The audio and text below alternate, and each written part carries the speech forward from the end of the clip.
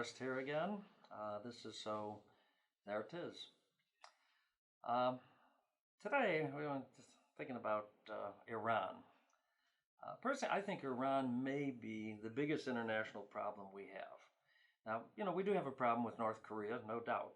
We have a problem with Russia. We have a problem with China. But at this point, none of those countries are bombing anybody. No, none of those countries are committing overt acts of war. The attack on the Saudi Arabian oil refinery, I don't know if it changes the game or it just elevates the game that has been going on ever since we got into the so-called Iranian nuclear deal. Now, just to go back for a second, let's remember that the Iranian nuclear deal was probably one of the biggest international diplomatic mistakes this country could have made. I mean, if we put it into the common terms, it was a dumb deal. And why was it so? Now, the argument was that, oh, well, we were preventing them from getting nuclear weapons for the next 15 years. That's no achievement compared to what we gave up. First of all, they were going to get nuclear weapons after 15 years or so they were going to become part of it. They weren't banned entirely.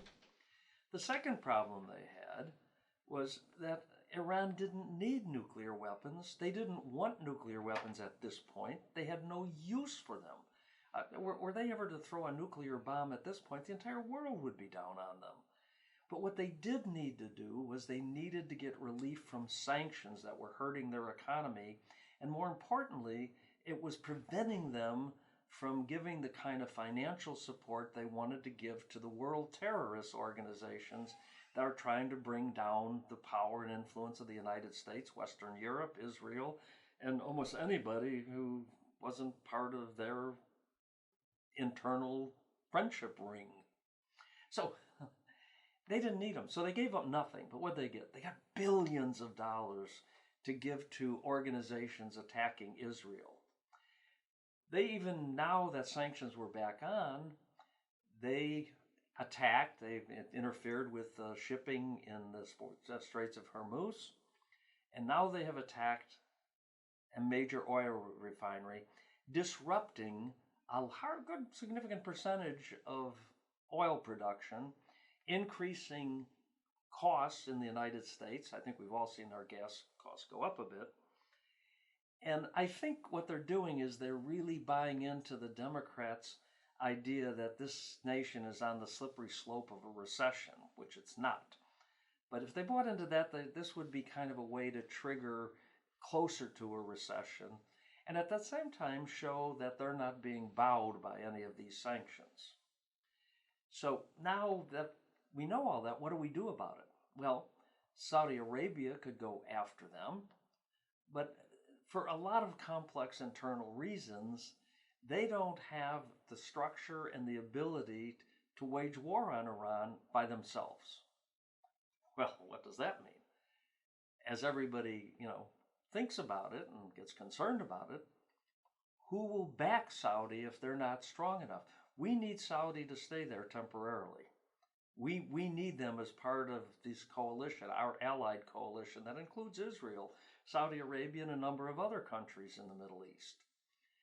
So they're kind of a kingpin to that. What we do need to do is we need to eventually, I think, effect a regime change in Iran. Now, there's two ways you can get a regime change. One is the population rises up, and the military finally sees that hanging with the dictators and the people leading in Tehran right now is a losing game. And you can get an internal coup to throw over the government. Now, that's not unreasonable, because those who worry about that forget that there have been several attempts at uprising within Iraq by the people. There was a bit of an Arab summer that was some years ago when President Obama refused to endorse, support, or give encouragement to it. He backed down. So those folks in Tehran don't have the undying loyalty of their people.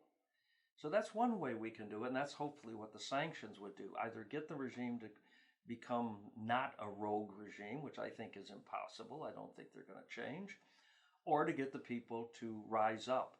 Now, it may be that at some point when they do something like attacking Saudi Arabia, that a surgical attack on Iran could serve as sort of throwing a match into the gasoline. You know, it's ready to go. Let's just ignite it and let's just have that go internally. Now, the other side of that, however, is a war. Wars are regime change. We were pretty good at regime change as a country, as a matter of fact. We had regime change in Germany, in Spain, in Italy, in Japan, and a lot of other countries where we affected regime change. We haven't been so good at it lately because we forget that when you change a regime, you have to really be careful and be sure you know what's coming in after that regime. That was our mistake. We won the war in Iraq and we lost the post-war in Iraq. So if we look at Iran, we have to understand that their goal is to bring down the United States. Death to Americans is their national motto. So we have to be sure that we do not allow them to continue to expand their influence as they have in Syria and Lebanon and other places. We have to make sure that we can engage diplomatically to stop the Chinese and the Russians and the North Koreans from being a little bit too cooperative with Iran.